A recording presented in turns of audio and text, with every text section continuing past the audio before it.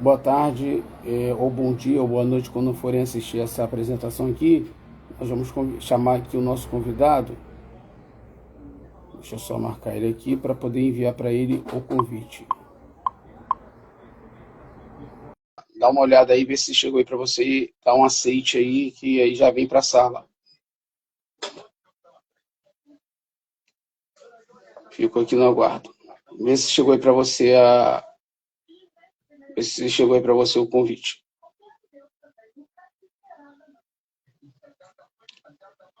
Pessoal, hoje nós estamos aqui com o tema fatores de dependência emocional e química no Café Filosófico dessa tarde, de domingo, que também ficará gravado aqui na nossa página, para você que estará chegando depois, e quiser, né, de repente, aí, ter acesso a essa questão de reflexão e até mesmo agregar alguns fatores ali que possa trazer para você uma certa tomada de decisão em cima desses conhecimentos que vamos estar trazendo aqui. Enviei para você o convite, meu amigo. Dá um clique aí, vê se chegou aí para você. Vê se chegou para você aí o convite que eu acabei de encaminhar.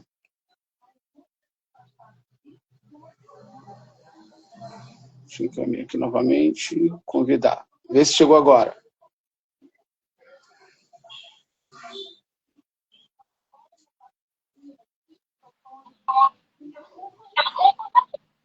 Tá ao contrário a sua câmera. Isso, agora ficou bom.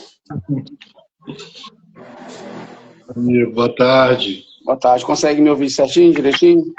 A imagem está boa aí? Tá tudo bem. Perfeito, meu amigo. Vamos nessa. É uma tarde que eu estou fazendo aqui uma vez ao mês o Café Filosófico, né? Ficamos de marcar na última semana, mas por conta de vários fatores, compromissos, não conseguimos, mas hoje trouxemos aí com esse tema bem interessante para os presentes que forem assistir a apresentação. Pode tocar o barco, meu amigo, tamo junto. Bem, fico lisonjeado pelo convite, por poder participar de um tema, né, tão importante, abrangente, e deixar bem claro, não me apresento como uma pessoa religiosa, no sentido de representar denominação ou qualquer tipo de associação ou algo do tipo. Represento apenas eu mesmo. Mas acredito em Deus, acredito que as misericórdias dele se renovam a cada manhã, acredito que ele tem poder para transformar situações e pessoas, mas eu acredito na capacidade que Deus nos dá de aprender, de refletir, de buscar conhecimento, e por isso eu vejo a filosofia não como uma substituta da fé, mas como uma ferramenta que pode nos ajudar a compreender melhor a nós mesmos e até mesmo as nossas batalhas, entender, nos situar sobre o que está acontecendo com nós como seres humanos. E hoje nós combinamos de conversar sobre um tema que atinge milhões de pessoas, e são as dependências humanas. Não apenas a dependência química, né? Mas dependências emocionais, afetivas, comportamentais, e todos aqueles hábitos que muitas das vezes tomam as rédeas das nossas vidas e acabam, de certa forma, governando nossas vidas. Não estou aqui com o objetivo de me colocar em posição acima de ninguém, mas para que todo aquele que estiver assistindo, eu me coloco em posição de aprender junto. Possamos aprender juntos, e somar, de certa forma, com a sociedade, ao mesmo tempo que vamos aprendendo. Aproveitar a oportunidade. Hoje nós vamos falar sobre esses temas de dependência e sobre a filosofia da imparcialidade participativa. Então, para mim, é uma honra poder estar conversando com um amigo e irmão e fundador dessa filosofia. e poder entender de que forma ela pode oferecer uma abordagem e maneiras de lidar com essas situações de dependências, de vícios, de comportamentos, de condicionamentos e de todas essas prisões da mente humana. Então, mais uma vez eu peço ao amigo e irmão que se apresente, né, para que aquele que assiste e venha assistir depois até essa conversa, venha conhecer o trabalho do amigo nessa área. Agora, seja bastante abrangente, o amigo é uma pessoa, eu tenho um orgulho de poder ter essa intimidade de chamar de amigo e de irmão, então que se apresente. Perfeitamente. Mais uma vez a todos os presentes, boa tarde, bom dia ou boa noite no momento que vocês forem assistir a nossa apresentação. De fato, a filosofia ela tem assim, uma pegada um pouco mais complexa para as soluções ou se agregar ou se elencar a algumas alternativas de possibilidade de resolver problemas complexos da existência humana, como, por exemplo, tanto a dependência, até mesmo emocional ou química, porque nunca nada substitui realmente o tratamento profissional e médico, né? Existem terapias, existe toda a parte de psicologia, né? A parte do tratamento não pode ser substituído nunca. No entanto, quando nós pensamos, analisamos, pesquisamos, vamos analisar essas questões de fatores de dependência química, ela praticamente tem 3 colunas, né, que podem trazer com que essa pessoa, na vida adulta, ela tenha esse tipo de problema. Um desses fatores são os fatores biológicos, né, que podem ser hereditários, por exemplo, de um familiar que já tinha esse problema de dependência por álcool ou por dependências químicas, ou até mesmo medicações, né, de controle especial, entre outros, e aquele problema dos seus pais pode afetar aquela pessoa, pode acontecer. Isso acontece aos montes, nós chamamos isso de dor ou dores, né? Dor ou dores hereditárias, que é onde a pessoa ela carrega aquela herança daquele familiar dela, mãe, pai, avós. Isso existe como resolver, tanto pelo lado do aspecto, abre aspas, da metafísica fé, que é uma relação ela com Deus, bem como com os tratamentos da ciência. No entanto, de forma alternativa, também ela, é o que nós vamos desenvolver aqui, existe uma questão que muitas pessoas deixam passar despercebidos em pontos cegos, que é a utilização da própria filosofia, inclusive a que nós vamos falar um pouco no decorrer da atividade. Outra coluna é a coluna dos problemas de fatores sociais. Uma pessoa, por exemplo, às vezes ela, por ter sido criada numa certa comunidade ou num ambiente familiar ou de amigos, ela foi induzida a, de repente, conhecer, por exemplo, para o campo das drogas, ela conhecia através de amigos a droga. E aí, de repente, aquilo dali causou um problema biológico nela de dependência e que ela não teve controle sobre aquilo, uma vez que ela tenta, muitas das vezes, sair, só que ela busca sempre aquela dose mais forte que, por mais que ela faça com a força do braço, até mesmo com a força dos tratamentos, sempre volta, que é um problema mais social, que embarga uma complexidade de coisas que pode estar ali dentro. Por exemplo, uma pessoa, quando ela vai fazer tratamento psicológico sobre esses temas, muitas das vezes é feito um mapeamento da vida dela quando criança, de quando ainda adolescente, o porquê, quais as circunstâncias levaram ela àquilo. E é um fator realmente gravíssimo que acontece em todo o país, não só em comunidade, inclusive na classe alta, classe média, classe alta, pessoas de muito poder aquisitivo, que viajaram muito, conhecem muitos países, no entanto, também sofrem esse problema. E a terceira coluna, que eu chamaria a coluna que é um dos fatores mais difíceis de você enfrentar, né, embora os outros dois já tenham tudo mapeado, mas tem um que eu vejo que ele está um pouco esquecido, deixado de lado, é a coluna do poder, do fator experiência na vida. Isto é, quando a pessoa ela tem uma vida complexa e por vários fatores, já na vida adulta, ela se viu, de repente, viciada no álcool, ela se viu viciada nas drogas, e ela, ou até mesmo no vício emocional, da dependência de alguém, isso já na vida adulta. E muitas das vezes ela não consegue ver isso, ela não consegue enxergar isso. Quem está de fora vê, ela não consegue ter essa percepção. E aí é uma coisa mais complexa porque ela não consegue buscar ajuda e tampouco tem sido tão explorado quanto as duas primeiras colunas, que é a coluna do fator social e a coluna do fator biológico, que é onde as pessoas estão buscando mais ajuda. Mas essa da experiência da vida, no decorrer que pode acontecer na vida, na juventude, ou até mesmo na maturidade, também um problema. Bom, identificados esses fatores dentro do que realmente são os causadores, aí começa a aparecer alguns outros pontos que nós vamos desenvolvendo aqui ao decorrer dessa programação. Sim, entendi.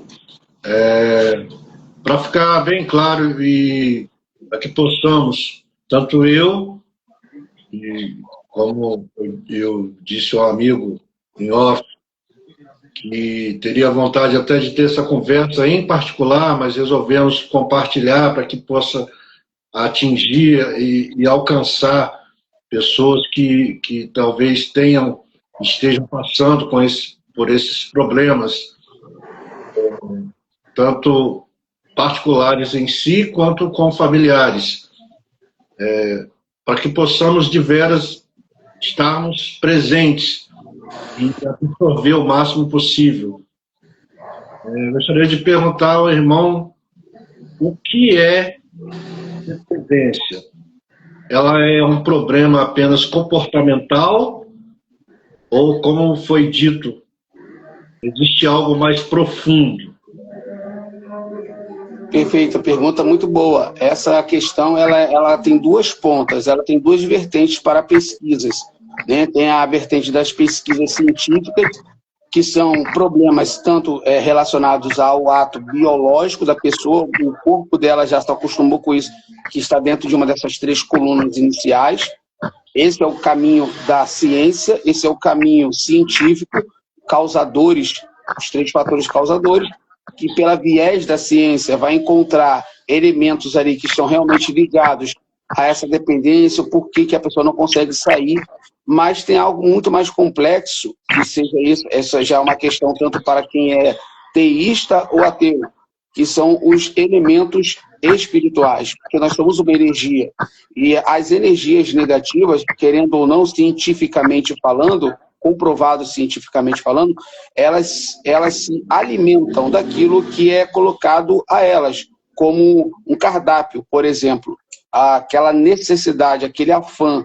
Então, essas questões metafísicas, elas existem também, que é o campo também espiritual.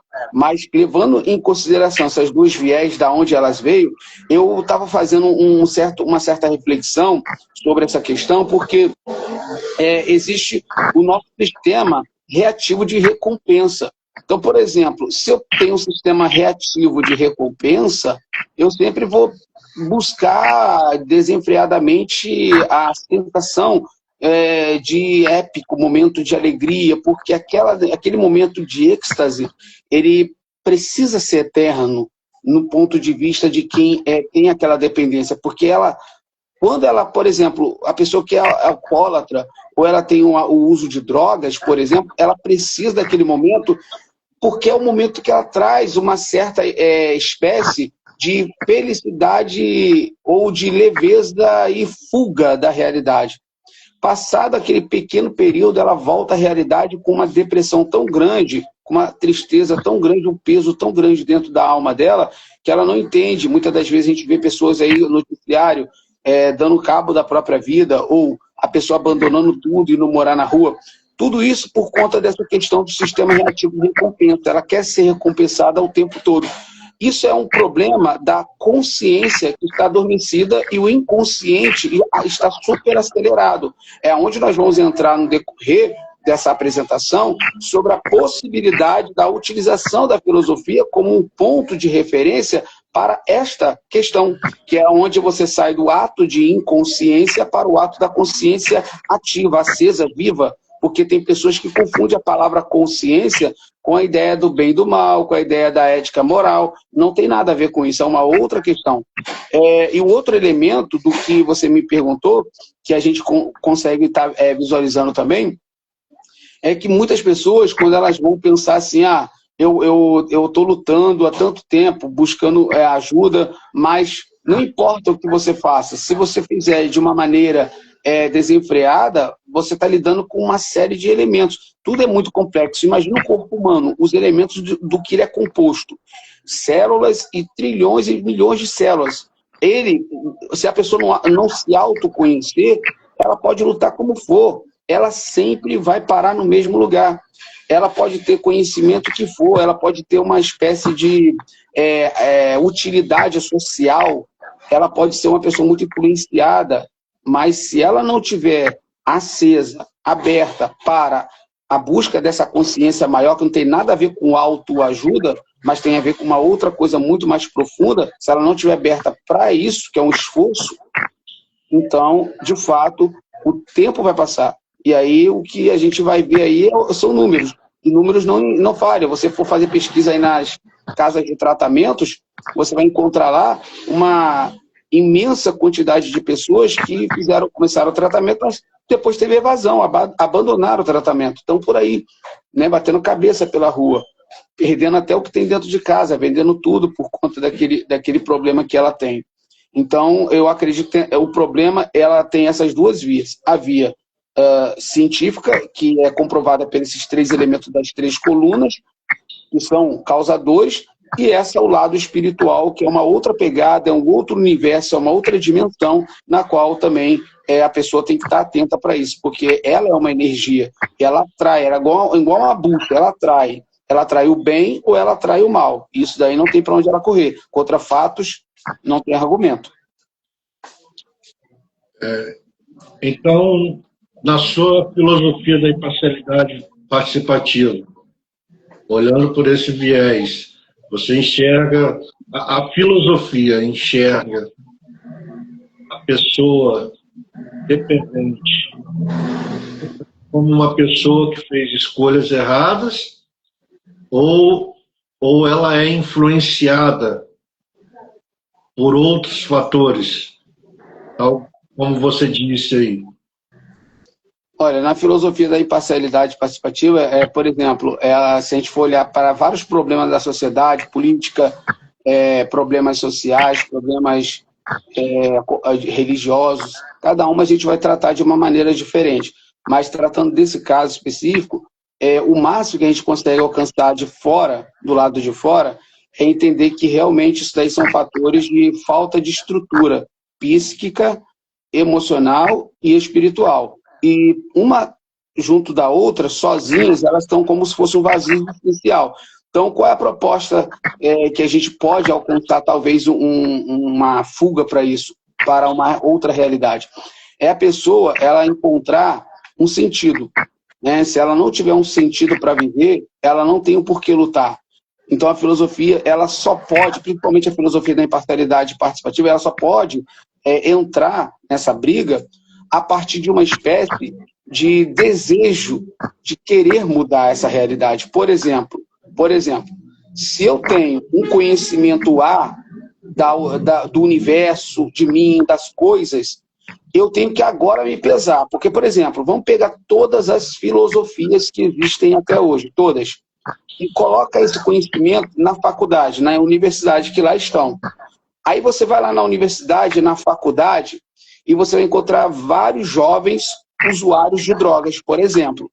Nossa, é uma multidão incontável, incalculável, mundo afora, com conhecimento sobre a literatura de Nietzsche, sobre a literatura de Foucault, sobre a literatura de Sartre, de Voltaire, e por aí vai. Todos os filósofos, tanto aqui do Ocidente como do Oriente, da África, com alto teor de conhecimento. Esse problema do conhecimento em si não resolve o problema. Por quê? o conhecimento filosófico, ele é como se fosse uma arma na mão de alguém que vai usar ele para o bem ou para o mal. Então, eu conheço pessoas extremamente inteligentes, mas emocionalmente miseráveis, pobres de espírito e de alma, porque são inflamados, por exemplo, na extremidade de ser isto ou aquilo, direita, esquerda, ou defender aborto, defender a liberação das drogas, e por aí vai, uma série de coisas, e são dependentes químicos. Então, o que eu penso sobre a questão da filosofia da imparcialidade participativa para esse tipo de problema? Ela só pode ser acessada por pessoas que realmente querem romper com o, podemos dizer assim, o que já existe. Não é que ela vai fazer como, por exemplo, o estoicismo. E muitas pessoas estão distorcendo, por exemplo, o estoicismo para uma questão de autoajuda, fazendo com que os homens se tornem crianças e que não assumam sentimentos, que não assumam a lágrima, que não assumam as suas dores, os seus problemas, e tentem negar tudo isso para viver uma vida feliz diante do caos. E não é isso. Então a gente vai estar entrando em cima desses temas com a utilidade da filosofia da imparcialidade participativa em cima exatamente do ponto da ferida. Porque a ferida, que é a espécie que causa, o causador, seja uma das três colunas, para todas as três colunas, que essas três colunas são fatores biológicos, causadores dos vícios, ou causadores, fatores sociais, ambiente onde foi criado, uma série de outras coisas, ou coluna 3, as experiências da vida, que levaram essa pessoa a ter esse ato de vício. Em uma das três, o conhecimento filosófico não tem o que fazer. Ele só vai trazer para você repertório, para você discutir numa mesa qualquer tema, dependendo da vertente da filosofia. A filosofia não tem como curar nada, mas ela tem como auxiliar, se ela estiver em boas mãos. Então, por exemplo, você pega aí 1 milhão, coloca na mão de alguém que é viciado em gastar dinheiro, não dou aí meses, ela já está pobre de novo. O problema não é o conhecimento que está na mão dela, o problema é a pessoa. Quando ela não muda a consciência dela, que isso não acontece da noite para o dia, nem ela sozinha, ela precisa de um acompanhamento, tanto psicológico, terapêutico, que é a parte científica, mas também a autoajuda. Ela se autoajudar, não com essa autoajuda que a galera fala do estoicismo, com essas autoajudas que existem aí, não. É uma outra coisa mais profunda que nós vamos desenvolver aqui também. Seria uma questão de aceitação. Aceitar que é necessário uma mudança e até mesmo uma ajuda. Fala em dependência, em vício, a pessoa é chamada de viciado. Então, segundo a visão que nós estamos abordando hoje, que seria a visão da filosofia da imparcialidade participativa. Tem como separar o ser humano do vício, tratar como a pessoa separada do vício? Sim, existe. É aí que a gente precisa entender. Enquanto eu estiver numa espécie de mobilidade, eu estou mobilizado pelas circunstâncias, que é uma luta muito grande, muito, muito severa da luta contra os vícios, enquanto eu estou nessa condição, por mais que eu esteja em tratamento e tudo mais, se eu não fizer um esforço a mais, eu não vou alcançar. Tem como separar as coisas? O eu observável do eu, que é a persona? Sim, tem. Só que isso a gente já fala em satsang, que é o encontro com a verdade, que é o fora da linguagem tudo é silêncio. Também temos as escolas originais do estoicismo, que ajuda a nortear a presença dos infortúnios do mundo agressor, mas a imparcialidade participativa, ela faz uma outra proposta. Qual é a proposta dela? Bom, eu, pessoa, tenho a minha identidade, sou quem eu sou pela bagagem de vida que tenho. Com a minha bagagem estão todos os meus sentimentos, todas as minhas emoções, todo o meu histórico. eu carrego comigo armários de inutilidade para onde eu vou. Ali está, junto comigo, a minha história. Junto dela estão vícios e uma série de outros elementos. Estão na persona, nome, experiência. No observador, que vem antes do nome, aquele que pensa, por exemplo, eu estou pensando agora em, sei lá, eu gosto muito de purê de batata. Então, eu quero um prato de purê de batata. Olha que interessante. Eu quero um pote de purê de batata. Se eu quero um pote de purê de batata, quem é que está me falando disso? Alguém está falando que eu gosto. Quem é que está falando para quem? Aí, para tentar entender isso, porque se a pessoa não entender isso, ela vai falar que é conversa de maluco. Pega a visão. Se o pensamento pensa a coisa, essa coisa é entregue a quem sente. Isto é, eu gosto do purê de batata. Logo, a proposta vem daquele que vem antes do meu nome. Quando eu faço essa separação, tem um vácuo. Esse vácuo existencial, que eu chamaria isso de existência diante do tudo, que enquanto Sartre dizia o ser diante do nada, eu digo que seria o ser diante do tudo. Eu posso muito bem enfrentar esses meus demônios observando que quem está me apresentando a observação sou o eu antes e aquele que sente o eu depois. Mas nesse espaço-tempo, eu vou começar a criar, a trabalhar uma espécie de estrutura para que eu possa superar, não suportar. Uma coisa é o que o estoicismo errado ensina. Não é o estoicismo em si, mas as pessoas distorceram, inclusive artigos científicos que eu não concordo, de que você tem que viver com o sofrimento e você tem que aceitar o sofrimento para que você continue a tua vida. E muitas das vezes a pessoa se acomoda naquilo e se acovarda diante dos problemas. Como a então, filosofia não é uma ciência... Só para entender. Então, a sua crítica ao estoicismo não seria... É uma crítica ao estoicismo moderno. Essa versão não é uma crítica a Epiteto, Marco Aurélio, ou até mesmo a Zenão.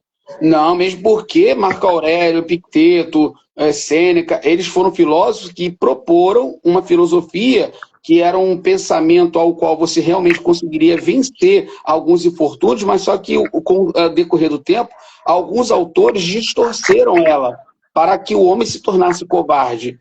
E o que é o homem covarde? É aquele que não fala dos seus sentimentos. Por exemplo, você pega uma pessoa extremamente estoica, de forma errada, você vai perguntar alguma coisa a ela é fria, ela não chora, ela não se emociona, ela é fria. E não é essa a proposta da filosofia da imparcialidade. Você tem que sorrir, você tem que sofrer, você tem que viver com seus infortúnios, mas desde que você trabalhe em cima da questão de estar no antes do seu eu primitivo, que é a sua real natureza, e você está um pouco atrás da tua persona, que é a sua experiência. Porque é no meio de tudo isso que você vai florescer. Você consegue vencer os infortúnios. Como assim? Explica mais. Para qualquer problema na vida, por exemplo, quando alguém fala assim, Deison, para outros campos do pensamento, você é de direita ou você é de esquerda? Aí eu digo assim, eu não sou nem de direita, não sou de esquerda. Há quem diga assim, então você é imparcial? Não, eu sou parcial. Eu tenho um pensamento disso, minha pensamento... mas esse pensamento que você acabou de falar, ele é da direita. Esse outro que eu estou falando, ele é da esquerda. Então você é um pouco misturado? Não. Eu tenho meus princípios segundo o que eu penso que é bom para o coletivo, não para o eu, para o coletivo.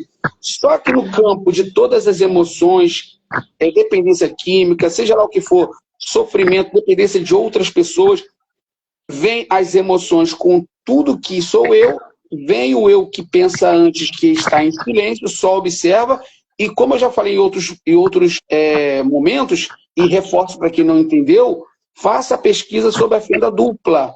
Quem não fez ainda, faça a pesquisa sobre a fenda dupla. Quando ela está sem ser observada, Schiringer. A flecha de luz... Oi? A do Schiringer. É que a fenda dupla passa a luz em 2 pontos de uma só vez. De uma só vez. Igual, da mesma forma. Mas no momento que ela é observada, ela muda a configuração dela e passa em um só. Então, o observador, ele está sempre antes da coisa, do ser condicionado. Então, isso se dá tanto nas questões de estudos científicos, mas na vida real também. Porque, de verdade, se você parar para meditar, porque hoje também está vencida essa ideia, está sendo vencida, muitas pessoas estão confundindo o que é meditar, estão achando que é Aum, budismo, nada a ver, tudo bem com eles, mas não é isso. A meditação é você fazer uma reflexão crítica e profunda sobre aonde agora você está pisando e sobre aonde você quer pisar amanhã. Isto é, você fazer a sua projeção. Enquanto que o estoicismo pensa no aqui agora, bem como o satsang no aqui agora, não existe passado nem futuro para se preocupar, a filosofia da imparcialidade participativa diz: tenha tu orgulho do seu caos, tenha orgulho de toda a tragédia da tua vida até aqui. E daqui para frente, as tragédias vão continuar porque a vida é caos. Você que vai controlar esse furacão, porque não tem como ter estabilidade. Diante dos vícios, como que eu vou vencer ele? Não tem como com a filosofia. Ela pode te ajudar a observar os fenômenos dentro. Isto é, vamos pensar em alguém que tem um vício de bebida ou de droga, usando a filosofia da imparcialidade participativa na proposta. Se eu estou sentindo, eu estou com aquela fissura, quem é que está com aquela fissura? É o meu eu condicionado, obviamente. Eu quero a droga. Logo, o meu corpo, ele pede a toda... Eu vou dar meu jeito, vou lá, depois eu recompenso de outra... Eu preciso desse fator de sistema de recompensa. Já quando eu utilizo a filosofia da imparcialidade participativa, eu falo assim, tá, isso aqui tá querendo. Eu vou lá se eu quiser. Só que tem uma consciência anterior a isso que diz para mim, você sabe o bem e o mal, só que não tem como você controlar isso no impulso e falar, olha, não, eu não vou porque eu não quero. Você quer. A pessoa quer. Então, como que eu controlo isso de uma forma? É trabalhando a resistência. É como uma academia. Você vai malhando até você pegar corpo e dizer, não, agora eu estou forte o bastante para superar e suportar isso aqui. Porque quando eu digo não ao uso, não é um não forçado, eu não quero, negando a vontade de potência, como as pessoas confundem o que Nietzsche diz de vontade de potência, eu posso fazer qualquer coisa. Não, não é isso. É superar a vontade de potência. Vamos pensar, eu agora estou com vontade de fazer isso, eu não vou fazer. E aí eu começo a trabalhar em cima disso, eu não vou fazer. Só que vai chegar o limite que eu não vou suportar mais. Nesse limite aqui, eu vou pender para fazer. Ou seja, eu vou para a minha origem de condicionamento. Eu não vou voltar para a minha origem inicial do antes. Isto vai fazer com que... Isso aqui faria com que eu tivesse ataraxia. Mas eu não estou pronto. Então, se eu não estou pronto, eu vou pender para cá. Mas quanto mais resistência eu vou ganhando, agora sim eu vou superar. Aí é que está o problema. As pessoas acham que o superar é o superar lá, no condicionamento persona. Não, é aqui. Superar no meio, superar a vontade de não continuar. E aí eu vou fazer um esforço a mais? Não necessariamente, só se eu já dei um sentido à minha consciência. Aí a gente abre uma outra janela, a gente abre outro código. O que é a consciência? A consciência já não é mais a consciência de aonde eu estou, cenário. É uma consciência cósmica. Quem me criou, aonde eu estou, e eu vou usar agora os métodos dos poderes internos que eu tenho. Esses poderes internos que eu tenho guardado dentro de mim são energias, uns darão o nome de fé, outros darão o nome de poder de Deus, qualquer coisa. Nós temos um poder guardado dentro de nós que, se abrirmos esse código, nós vamos entender que nós podemos tudo, vencer qualquer tipo de barreira. Só que não é fácil. Agora, a dependência química, ela vai continuar aparecendo sempre. Por exemplo, quem na juventude usou droga, lá nos seus 15, 16 anos, e parou. Pode fazer pesquisa. A maioria de quem fez uso de droga quando novos e pararam, até hoje o corpo dela, se sentir aquele cheiro por perto, o corpo dela gosta. Por mais que ela não use, mas o corpo gosta, porque tem uma identificação, já está na memória. A tal da dopamina que é tão falada, né? Perdão, repete. É a tal da dopamina que tanto se fala. Exato, porque pode passar décadas. O corpo, por mais que a pessoa, eu entrei para uma religião agora, tive um encontro com Deus, não quero mais saber dessas coisas, tá tudo bem. Mas, de verdade, o corpo dela, ele gosta daquilo, só que ela agora, como uma nova criatura, dentro de uma religião ou não, ela, o corpo, mesmo gostando, ela já tem um controle. Então, por isso que eu digo que para sair da química, da questão dependência, não necessariamente é só o tratamento que a ciência desenvolveu. Não é só a fé na religião, mas também a fé que ela tem nela mesma, se autoconhecer. E esse autoconhecimento vem para que você abra outras janelas de não ficar se martirizando, se autocondenando pelo que aconteceu. Não acabar com o passado como o estoicismo pede, e nem tampouco com o futuro, porque ele ainda não existe. Mas você viver a tua vida do jeito que ela tem que ser vivida, de uma maneira que você seja imparcial, mas ao mesmo tempo participativo.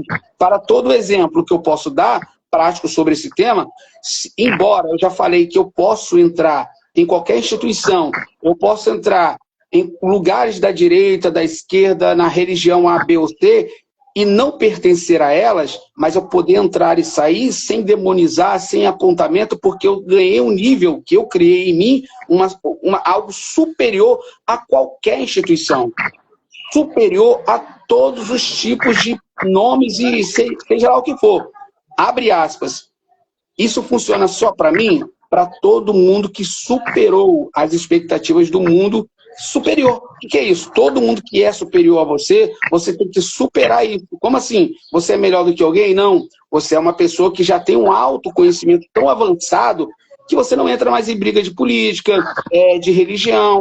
Isso não faz mais sentido para você. E no ato dos vícios e tudo mais, quando você vê aquela coisa toda, todo mundo brigando, discutindo, você começa a criar autoconhecimento de si, só que isso não altera os tratamentos. Só que, repara, um medicamento que você toma tarja preta, qualquer outro tipo de medicamento científico que o médico passa para você, ele vai mudar também, querendo ou não, o seu modo de raciocínio. Você vai, de repente, ter alucinação, de repente começar a ver coisas, ouvir coisas, e aí vem duas pontas. O mundo espiritual, aí vem aquela coisa, eu estou ouvindo vozes, vai lá, faz isso.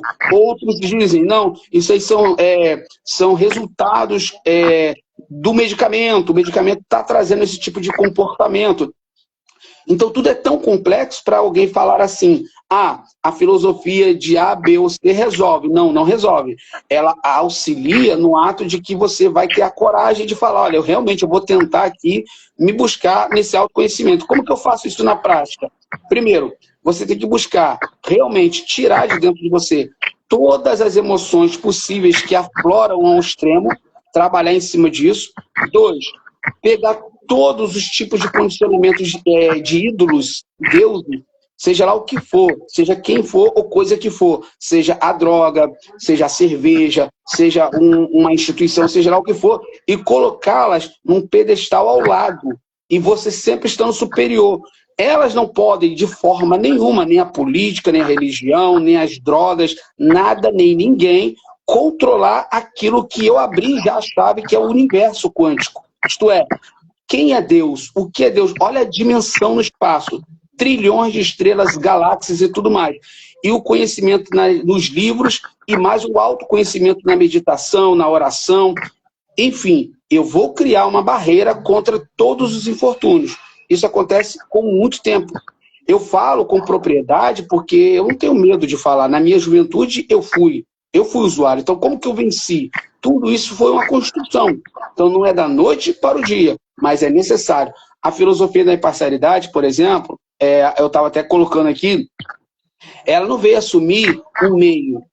Né? Eu sempre falo assim, se você tem um meio de solução, fuja dele. Ela não veio também trazer um fim. Isto é, ela não veio resolver os problemas do mundo. Mas ela veio criar uma possibilidade, talvez, que se você utilizar ela na dosagem certa, você consegue sim entender que todo tipo de afloração filosófica, política, religiosa e até mesmo química, porque quando eu falei das 3 colunas, a que mais você vai encontrar problema é o fator biológico.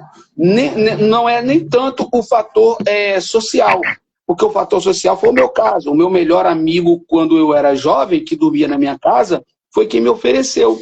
O meu melhor amigo. Então, um problema social. Eu tive que depois me resolver com isso. Já o problema da vida adulta, você também, com o decorrer do tempo, consegue resolver uma certa leveza, né? Então, não é fácil, mas com uma certa leveza. Já o problema biológico, que já bateu no teu sangue, ou veio de problema hereditário, é um pouco mais difícil. Tem pessoas que estão há décadas tentando lutar contra a dependência química ou até mesmo a dependência emocional. Você já viu que pessoas não vão para frente porque depende da aprovação do outro. Depende do marido, da mulher e por aí vai. E a coisa não anda, a coisa não avança, porque há aquele tipo de química dependente de aprovação. Até hoje, no mundo social das relações da rede social, existem jovens aí com depressão, porque depende de clique, depende de curtida, né? Depende de aprovação, validação daquilo que eles defendem como tese. Mas a filosofia da imparcialidade, para esse nicho, que a gente discute todos os temas, ela sempre vai se colocar presente, não ausente. A diferença dela para as outras filosofias é se ausentar do confronto. Ela não. Ela está presente olhando para o confronto. Ela participa daquilo dali com intensidade. E ela deixa que isso aconteça, para que ela vá criando força. E ela não aceita e não concorda com aquilo que é ruim. Isto é, eu estou, então, aqui sentindo a vontade de usar. Vou lá e vou usar porque eu estou sentindo o que eu quero. Não é essa a ideia.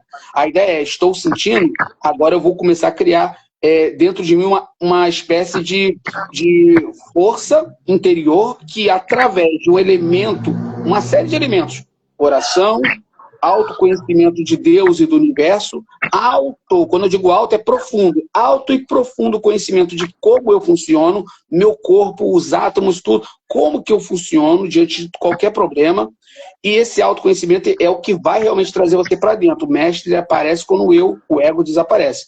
E você estando pronto para uma sociedade depois, e aí você não condenar, né, o outro, porque quando a gente condena o outro, a gente aponta para a gente. Mas esse terceiro que eu te falei, quando a gente vai para a questão de que autoconhecimento, eu entro para mim e eu vou pensar, quais são os meus princípios? São esses, aí eu vou elencar os meus princípios. O que eu não aceito? Aí eu vou colocar, eu não aceito. Isso, cara, você vai ver, se você colocar agora as perguntas que são opostas às suas respostas, você vai ver que muitas delas você vai se contrapor. Exemplo prático. Uma pessoa de qualquer religião, muito santa, ali, devota, fé, firme, amor ao próximo, bateu na cara da outra face, santidade pura. Acontece uma situação para ela, ela sempre dá opinião para ajudar. Tudo bem. Mas vamos pensar no cenário que ela perde uma criança, perde não, a criança dela, uma criança de 5 anos, 4 anos, acaba de ser estuprada por um homem adulto. Como que o corpo dela reage naquele momento?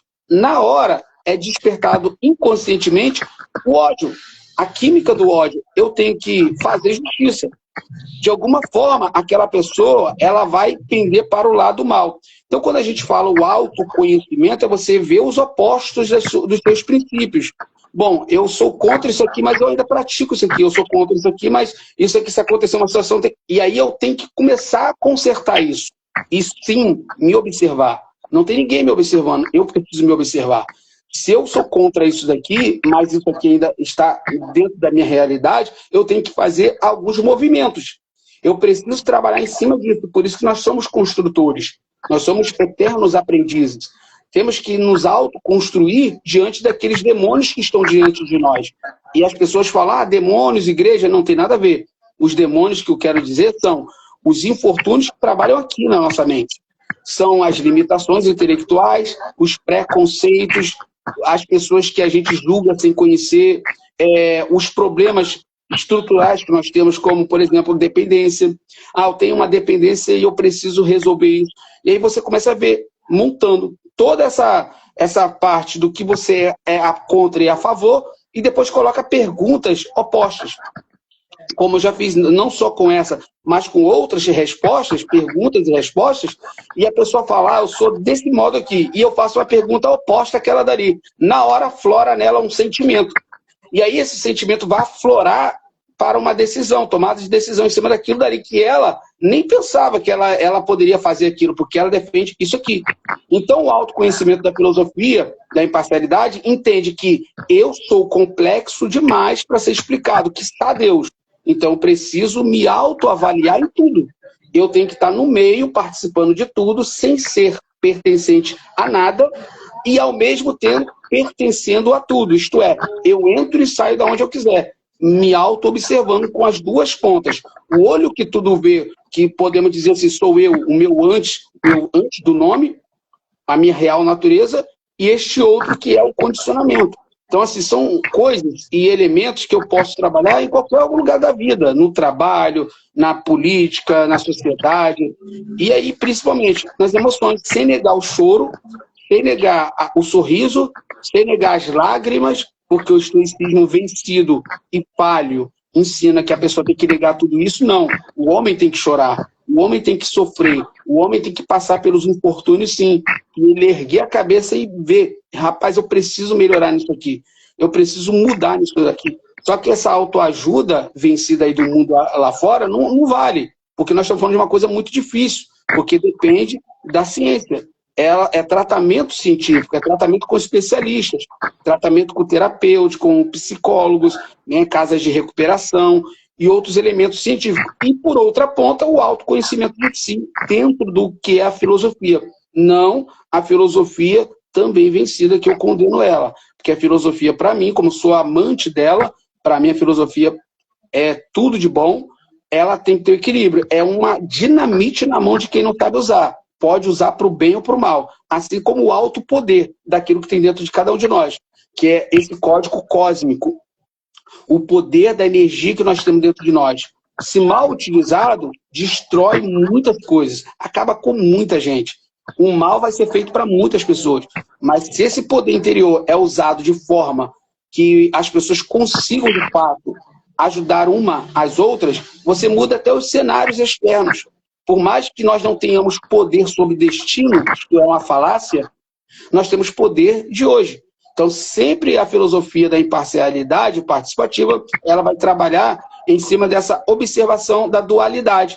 Por isso, quando eu falo nas minhas, abre aspas, pregações, ou nos meus artigos, o fim da dualidade, é exatamente porque essa dualidade ela até existe e precisa existir. Mas quando eu coloco ela no fim, eu digo que eu estou no meio e eu estou aqui para resolver esse caos.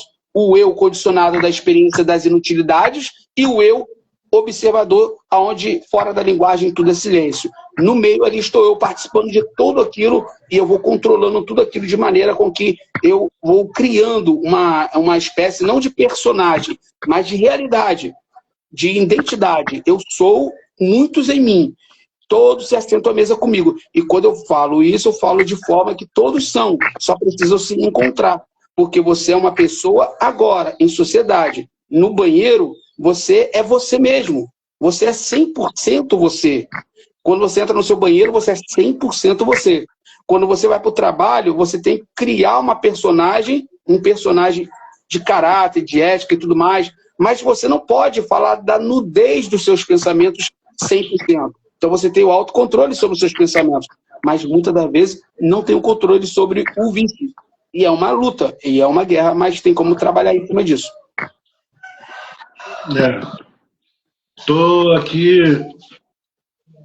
raciocinando, você falando essa questão de que temos uma energia, que desde quando surgiu tudo, que somos energia, temos energia, quando chega ao ponto de existir, isso é um átomo, se transforma ao ponto de ser dividido em bombas atômicas, a conversa já começa a ficar mais séria, né?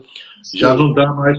Porque quando você falou isso para mim, que somos energia, eu fiquei assim, mas parece papo de maluco, somos energia, somos...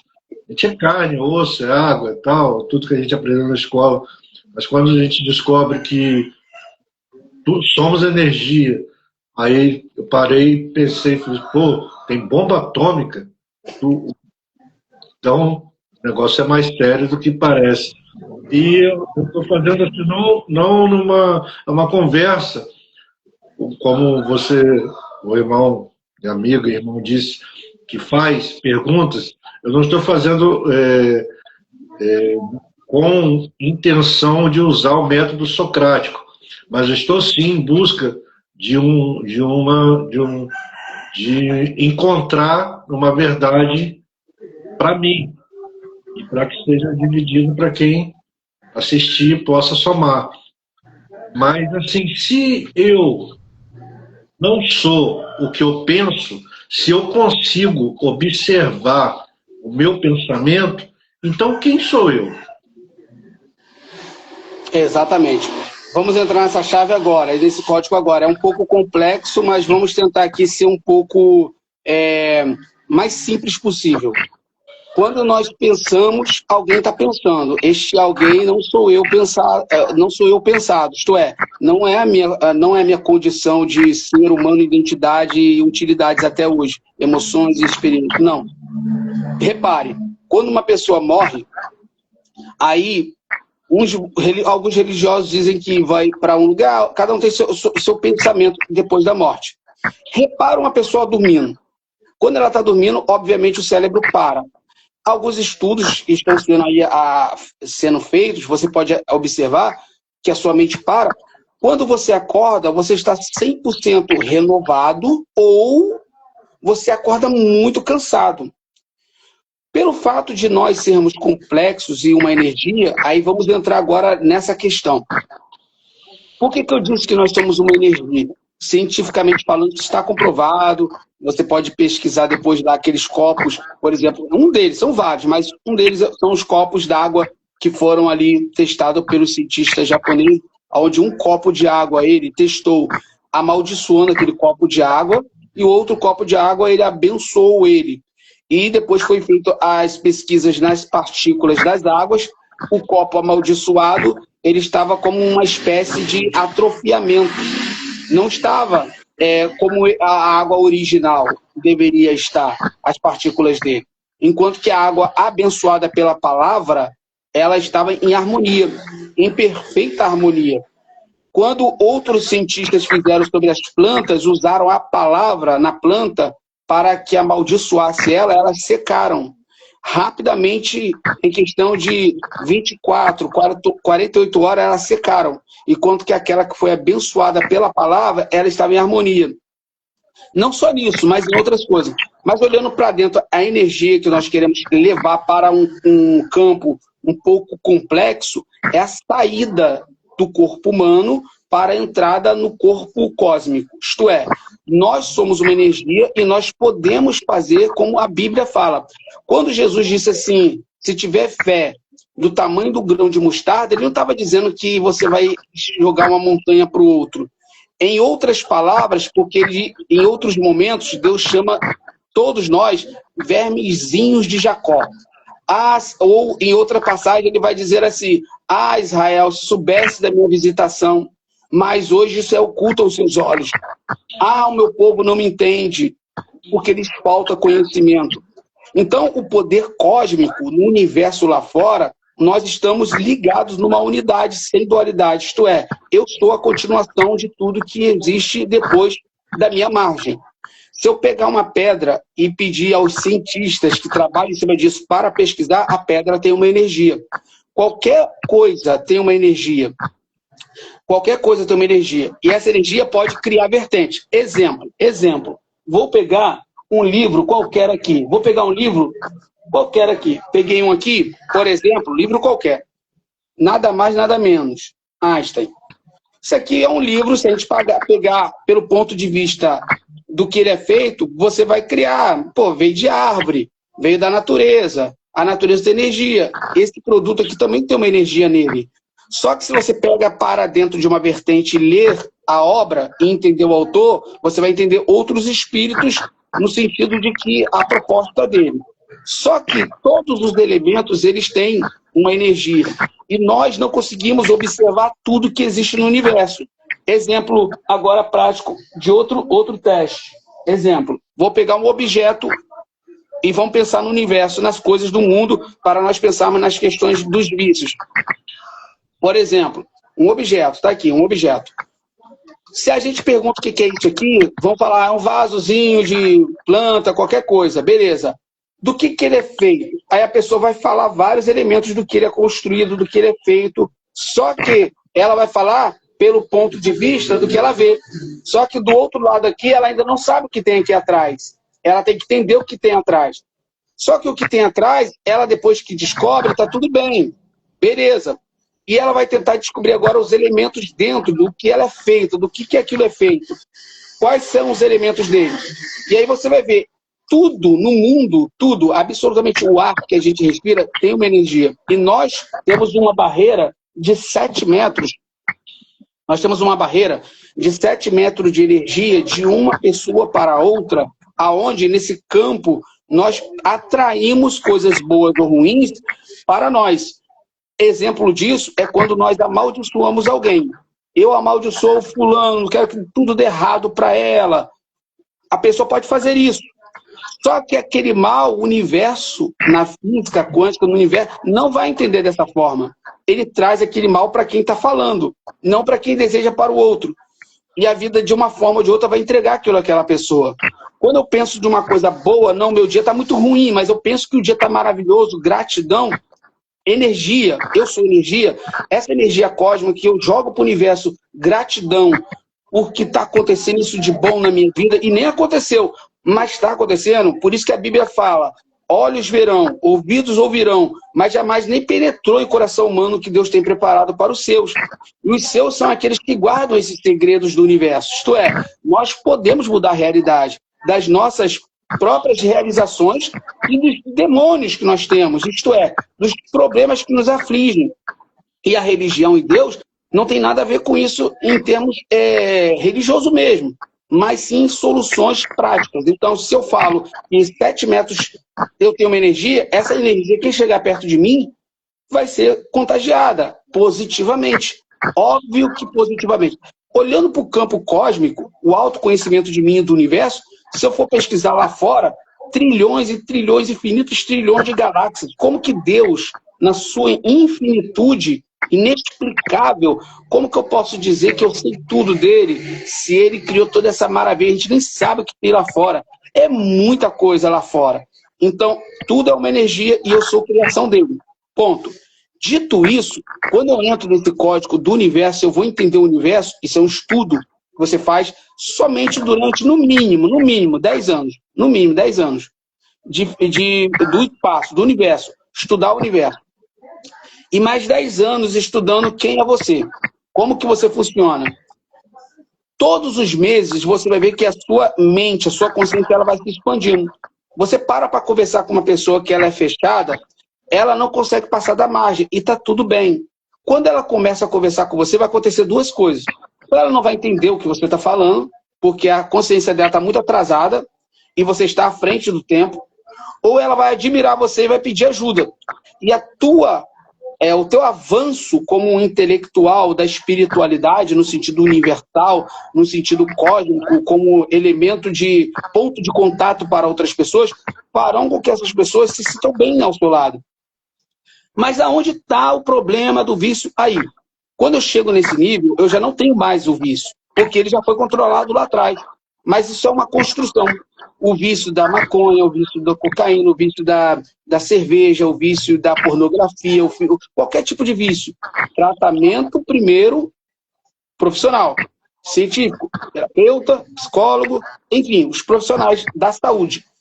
E o autoconhecimento de querer se ajudar, do que a pessoa ela se isolar e tentar, poxa, se eu sei que eu antes sou observador, no meio tenho eu realmente que está observando tudo isso e na ponta o condicionamento, por que eu não vou testar isso aqui? Eu posso testar.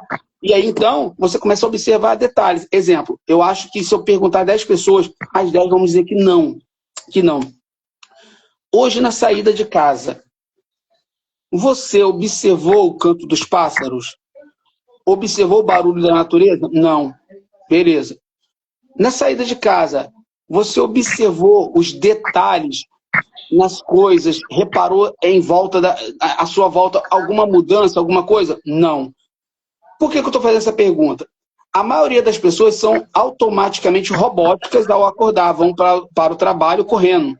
Está dizendo que vai terminar aqui 20 segundos, parece. Eu vou ter que reiniciar aqui. Está dizendo que 17 segundos vai terminar a live. Vê se vai aparecer aí, se vai continuar. Senão eu vou ter que reiniciar para a gente finalizar.